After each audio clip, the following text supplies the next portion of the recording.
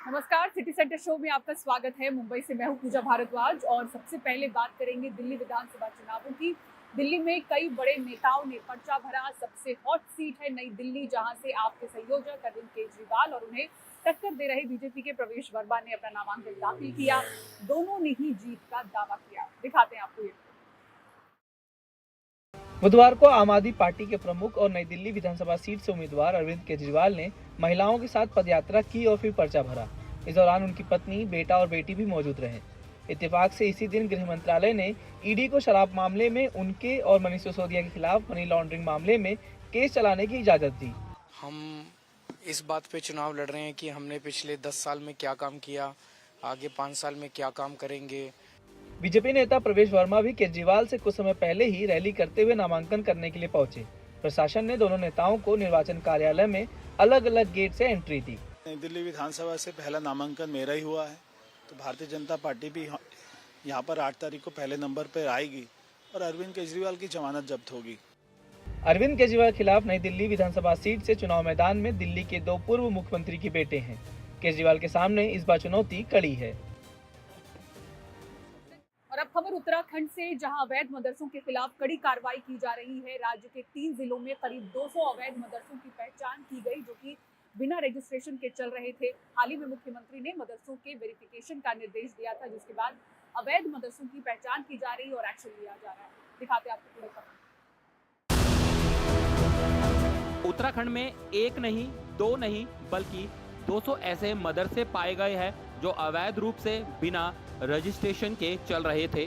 जानकारी के मुताबिक सबसे ज्यादा उधम सिंह नगर, उसके बाद देहरादून और नैनीताल में पाए गए हैं। कुछ मदरसे हैं, लगभग उनकी तादाद जो बताई गई है 57 यहाँ बताई है देहरादून के अंदर, और इसी तरह से 100 से ज़ायद जो हैं उधर हैं।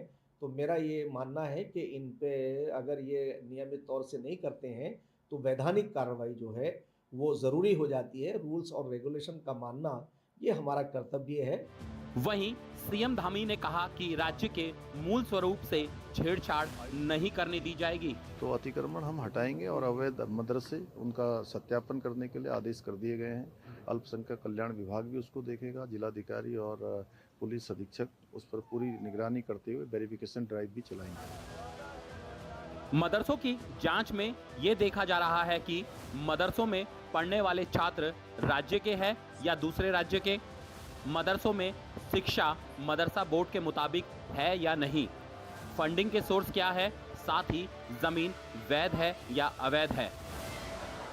मुख्यमंत्री सिद्धारमैया के गृह जिले मैसूर से अब एक दुखद खबर। एक युवक की जेब में 30 रुपए नहीं थे। अस्पताल के बाहर खुले आसमान के नीचे कपकपाती ठंड में सोने पर मजबूर हुआ, उसकी मौत हो गई। दिखाते हैं आपको क्या है पूरा मामला। कंबल में लिपटे 35 साल के शिव गोपालैया की मौत की वजह ठंड थी या फिर कुछ और, ये पोस्टमार्टम के बाद ही साफ हो पाएगा। लेकिन सरकारी अस्पताल के डॉर्मेट्री के बाहर खुले छत के नीचे सोने की वजह उसने अपने जानने वालों को बताई थी। उसका कहना था कि 30 रुपए एक रात का डॉर्मेट्री का किराया उसके पास नहीं है, इसीलिए वो खुले आसमान के नीचे सोने पर मजबूर है। ಚಾರ್ಜಸ್ ಅಂದರೆ ಕೆಲವರಿಗೆ ತುಂಬ ಬಡವರಿದ್ದರೆ ಫ್ರೀಯಾಗೆ ಕೊಡ್ತಾ ಇದ್ದೀವಿ। बहुत गरीब लोगों को हम डॉर्मेट्री मुफ्त में देते हैं, वैसे बाकी लोगों से 30 रुपए लेते हैं। आगे हम इसे भी फ्री करने वाले हैं। पोस्टमार्टम रिपोर्ट आने के बाद ही मौत की वजह पता चलेगी। ಸೊ BPL ಕಾರ್ಡ್ದಾರರಿಗೆ ತುಂಬ ಬಡವರಿಗೆಲ್ಲ ಫ್ರೀ ಕೊಡ್ತಾ ಇದ್ದೀವಿ। शिव गोपालैया ने अपनी गर्भवती पत्नी को अस्पताल में भर्ती कराया। बेटे का जन्म हुआ। दूध का पैसा एक डॉक्टर ने दिया और खाने का इंतजाम दूसरे मरीजों के अटेंडेंट ने किया, लेकिन डॉर्मेट्री का फॉर्म नहीं भरा। 3 रातें उसने खुले आसमान के नीचे बिताया। हालांकि मैसूर में उत्तर भारत जैसी ठंडक नहीं पड़ती, लेकिन इसके बावजूद शिव गोपालैया की मौत मानवता को झकझोरने वाली है। और भारत ने अपनी समुद्री ताकत को नई ऊंचाई पर पहुंचाते हुए 3 अत्याधुनिक युद्धपोत को राष्ट्र को समर्पित किया। दिखाते हैं आपको ये खास वीडियो।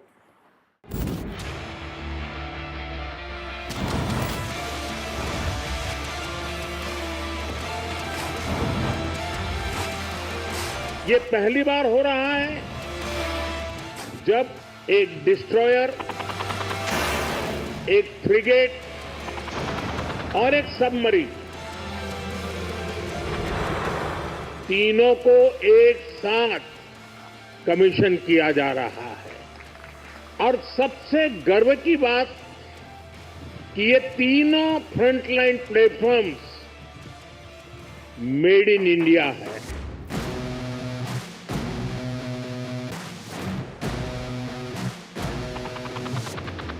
देश के शौर्य के प्रतीक 3 युद्धपोत और सारे के सारे मेड इन इंडिया। जाहिर है ये मौका खास था।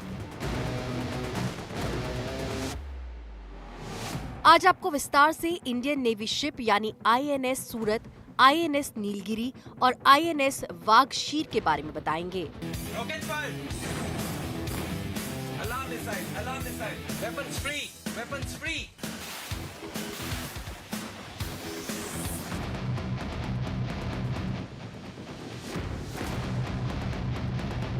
सबसे पहले आईएनएस सूरत की बात करते हैं। ये नौसेना का पहला युद्धपोत है जो आर्टिफिशियल इंटेलिजेंस से लैस है। इसमें स्टील्थ डिजाइन और गाइडेड मिसाइल सिस्टम्स हैं जो इसे दुश्मनों से बचाने में मदद करते हैं। Weapons free! Weapons free! केवल 31 महीनों में तैयार हुआ ये वॉरशिप तेज निर्माण का नया रिकॉर्ड बना चुका है। सूरत जैसे ऐतिहासिक शहर से प्रेरित ये जहाज आत्मनिर्भर भारत और आधुनिक तकनीक का संगम है। प्रधानमंत्री मोदी ने कैसे सूरत का जिक्र किया, आप भी सुन लीजिए। जरा हल्की फुल्की बात करनी है तो मेरा अनुभव रहा है, मैं सेना के जितने भी कार्यक्रमों में गया हूं, अगर खाने में सबसे उत्तम व्यवस्था किसी में है तो नेवी में है।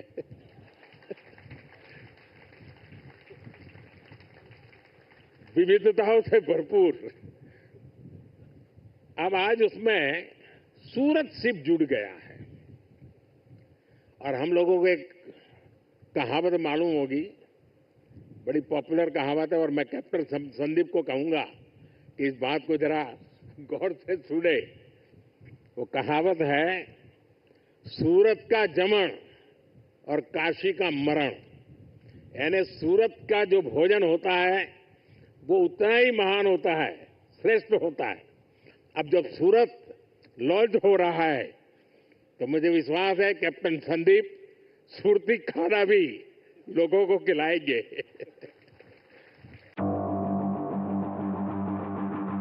प्रधानमंत्री नरेंद्र मोदी ने आईएनएस नीलगिरी को देश को समर्पित किया, जो कि अत्याधुनिक फ्रिगेट है।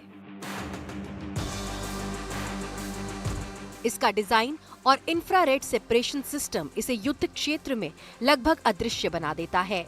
आप इसमें कौन से पोस्ट पर पोस्टेड?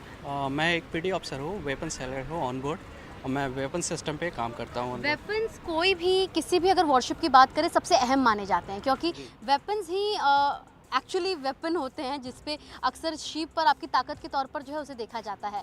नीलगिरी में कौन कौन से वेपन्स हैं जिन्हें तैनात किया गया है ताकि जब भी कोई भी परिस्थिति हो हम उससे लड़ने के लिए तैयार हैं?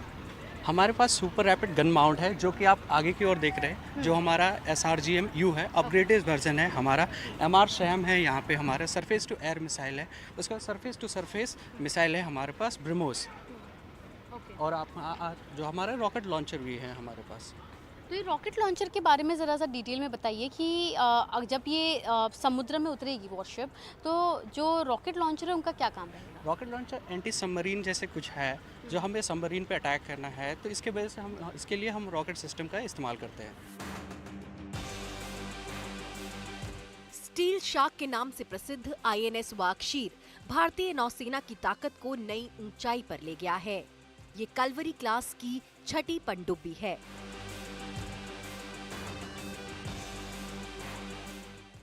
वीरता वर्चस्व विजय इसका मंत्र है। माना जा रहा है कि 8 जनवरी 2025 को कमीशन की गई ये पनडुब्बी दुश्मनों के लिए समुद्र के भीतर एक अजय खतरा साबित होगी। इस मौके पर प्रधानमंत्री ने कहा कि भारतीय नौसेना बहुत तेजी से मेक इन इंडिया का विस्तार कर रही है। मिसाल के तौर पर पिछले 10 वर्षों में नेवी में 33 शिप शामिल किए गए। इसी तरह 7 सबमरीन को भी शामिल किया गया। खास बात यह है कि नौसेना के इन 40 जहाजों में से 39 भारतीय शिपयार्ड्स में ही तैयार किए गए हैं। इनमें INS विक्रांत, INS अरिहंत और INS अरिघात भी शामिल हैं।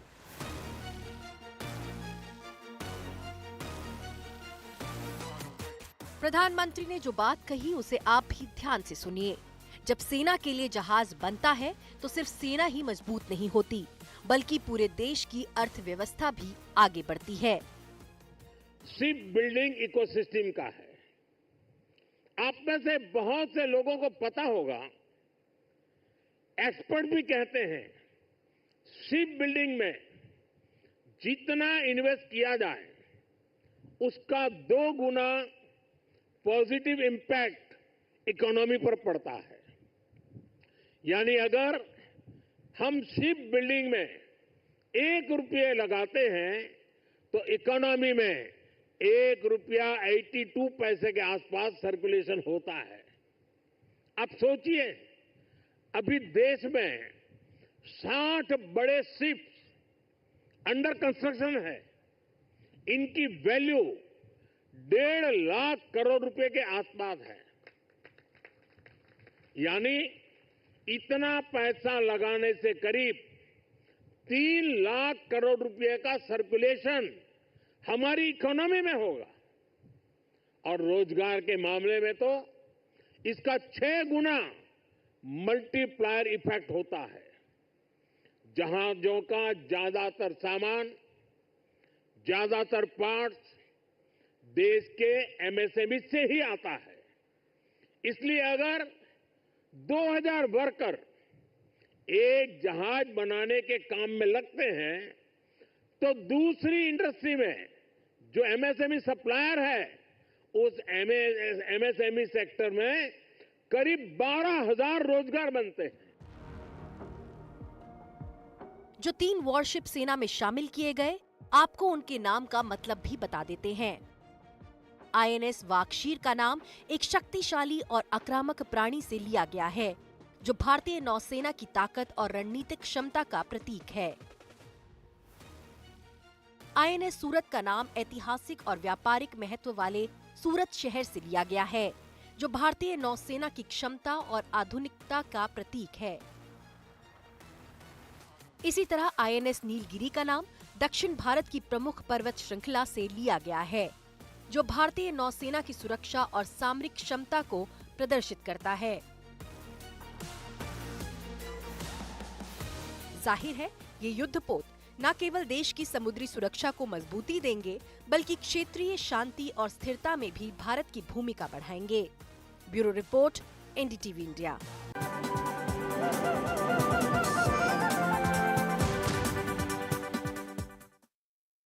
2025 की मोस्ट अवेटेड फिल्मों की लिस्ट आ चुकी है। कई बड़े नामों को पछाड़कर सलमान खान की सिकंदर नंबर 1 पर बनी हुई है। देखिए रिपोर्ट। बहुत सारे लोग मेरे पीछे पड़े हैं।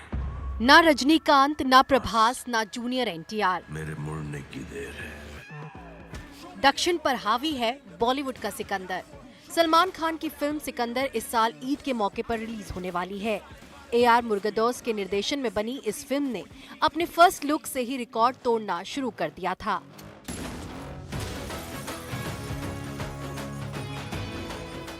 जबरदस्त व्यूज के साथ नंबर 1 पर ट्रेंड करने वाली सलमान खान की सिकंदर अब IMDb की लिस्ट में भी नंबर 1 पर है। IMDb की 2025 की मोस्ट अवेटेड फिल्मों की लिस्ट में कई दिग्गज नामों को पछाड़कर सलमान खान की फिल्म सिकंदर नंबर 1 पर है। इस सूची में 20 फिल्मों का नाम शामिल किया गया है, जिसमें 11 हिंदी, 3 तेलुगु और 3 तमिल, 2 कन्नड़ और 1 मलयालम फिल्म शामिल है। दूसरे नंबर पर यश की टॉक्सिक है, तो तीसरे नंबर पर रजनीकांत की जेलर, चौथे नंबर पर अक्षय कुमार की मल्टी स्टारर फिल्म हाउसफुल 5 और 5वें नंबर पर टाइगर श्रॉफ की बागी 4। इससे बढ़ के कोई फिल्म नहीं हो सकती, क्योंकि सलमान खान की जो स्ट्रेंथ है वो उसके एक्शन, उसका ड्रामा, उसका चार्म और वो सब कुछ है जो सलमान खान की फुल एंटरटेनमेंट फिल्म में होता है। इसलिए ऑब्वियसली इसका एक्साइटमेंट बढ़ा ही रहे। आपको बता दें, IMDb को दुनिया भर में फिल्मों की जानकारी का सबसे विश्वसनीय स्रोत माना जाता है।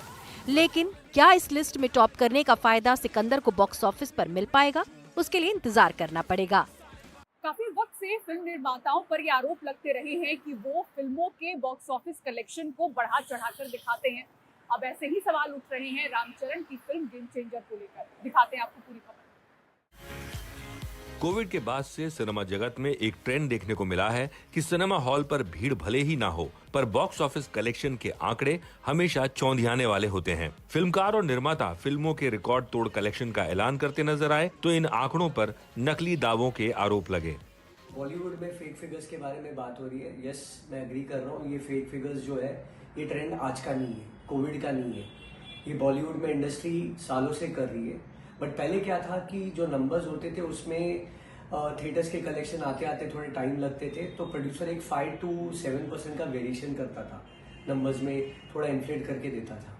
बट अब तो एक नया दौर हो गया है कि नंबर कुछ आते हैं उस पर 30 to 40% इन्फ्लेट करके बॉक्स ऑफिस नंबर दिया जाता है, जिससे प्रोड्यूसर को लगता है कि यार पिक्चर अच्छी जा रही है। लेकिन जो ऑडियंस है बहुत समझदार है, वो प्रोड्यूसर को ये गिमिक से पकड़ लेती है। उनको समझ में आ जाता है क्या देखना है क्या नहीं देखना है। हाल ही में रामचरण की फिल्म गेम चेंजर पर भी ऐसे ही आरोप लगे, जब फिल्मकार राम गोपाल वर्मा ने फिल्म के कलेक्शन पर सवाल खड़े करते हुए एक ट्वीट कर डाला, जिसमें उन्होंने गेम चेंजर के कलेक्शन को झूठा बताया। ओवरऑल फिल्म इंडस्ट्री की साख गिरती है, नए इन्वेस्टर्स दूर जाते हैं, साथ ही साथ कॉमन आदमी का जो रिस्पेक्ट होता है किसी भी फिल्म इंडस्ट्री को लेकर, वो रिस्पेक्ट भी कम होता है। Corporate booking, block booking, fan club booking और प्रोड्यूसर्स फिगर्स यानी निर्माताओं द्वारा दिए गए आंकड़े, ये पिछले कुछ सालों से शुरू हुए शब्द और नए ट्रेंड हैं, जिन्हें फिल्म का प्रचार करने के लिए इस्तेमाल किया जाता है। पिछले कुछ सालों से चलन हुआ कॉर्पोरेट बुकिंग का, ब्लॉक टिकट बाय फैंस, जो एक्टर्स एड्स करते हैं उनकी कंपनियां ब्लॉक बुकिंग करती हैं, कलेक्शंस को बड़ा चढ़ा के बताया जाता है। ये सारी चीजें पिछले 4-5 साल से ज्यादा शुरू हुई है। पहले भी होती थी, बट वो पहले इतनी होती थी कि लोग इसको इग्नोर कर देते थे। बट ये पिछले 3-4 साल में, स्पेशली 2023 में इसका चलन बहुत ज्यादा बढ़ गया। इससे क्या होता है कि ट्रस्ट नहीं रहता कलेक्शंस पे। जो कलेक्शन दिए जा रहे हैं उसमें सच्चे कितने हैं और मैनिपुलेटेड कितने हैं। अपनी फिल्मों की तारीफ करना गलत नहीं, पर झूठे बॉक्स ऑफिस कलेक्शन के आंकड़े बॉलीवुड को खोखला कर रहे हैं। पिक्चर भी प्रोड्यूस करो खुद के पैसे से, उसके बाद मार्केटिंग भी करो, उसमें पैसे डालो, फिर उसको रिलीज करने के लिए पैसे डालो थिएटर में, और उसके बाद टिकट भी खुद खरीदो। तो ये कौन सा बिजनेस है? सिर्फ खुद को खुश करने के लिए ये सारी चीज़ करनी पड़ रही है। ये जो बॉक्स ऑफिस इस एक्टर से उस एक्टर्स के बॉक्स ऑफिस नंबर है, ये पीयर प्रेशर में इंडस्ट्री को ही नीचे लेके जा रहे हैं। फेक फिगर्स अच्छा नहीं है, क्योंकि इस तरीके के फिगर्स के कारण सारे लोग कंफ्यूज होते हैं, ट्रेड भी कंफ्यूज रहता है। अब ट्रेड में ऑलरेडी मालूम होता है कुछ लोगों को कि फेक फिगर्स है। कॉमन आदमी को जब पता चलता है कि ये फिगर्स फेक है, ऐसे से उसका जो कॉन्फिडेंस रहता है फिल्म इंडस्ट्री के लोगों पे, वो कम हो जाता है। झूठे आंकड़े कुछ वक्त तक निर्माताओं की जेब के छेद को छुपा सकते हैं, पर साल के अंत में जब फिल्मों के कारोबार की रिपोर्ट आती है तो ये नकली कलई उतर जाती है। मुंबई से प्रशांत सिसोदिया की रिपोर्ट। सिटी सेंटर शो में इतना ही। पूरी टीम को दीजिए इजाजत। खबरों के लिए बने रहें एनडीटीवी इंडिया के साथ। नमस्कार।